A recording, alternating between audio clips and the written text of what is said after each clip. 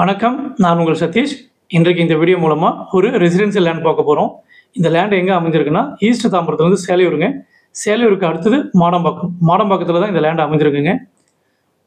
Just பார்த்தீங்கன்னா, ராஜகீழ் பக்கம் கேந்திர வித்யாலயா ஸ்கூல் வந்து பார்த்தீங்கன்னா, ஒரு 1.5 கிலோமீட்டர் டிஸ்டன்ஸில் நம்ம இடம் அமைஞ்சிருக்கு.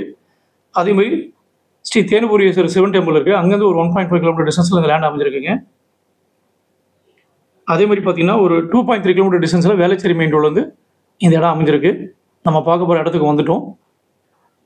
நம்ம பார்க்க போகிற டோட்டல் எக்ஸ்டென்ட் பார்த்தீங்கன்னா ஒரு 5614 ஸ்கொயர் ஃபீட்டுங்க.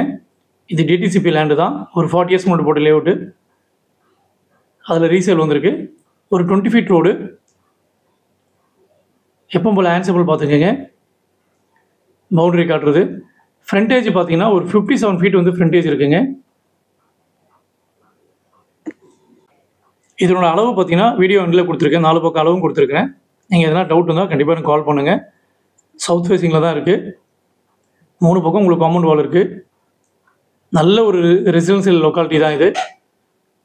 பீஸ்ஃபுல்லான இடம். நியர்பை பார்க்கு, ஸ்கூல்ஸ் எல்லாமே இருக்குங்க இங்கே. கண்டிப்பாக இது ஒரு இன்வெஸ்ட்மெண்ட் லேண்டாக இருக்கும். இது ஆப்போசிட் சைடு. இதோட லேண்டோட பேர் ஸ்கொயர் ஃபீட் பார்த்தீங்கன்னா 6500 rupees per square feet quote பண்ணியிருக்காரு செல்லரு.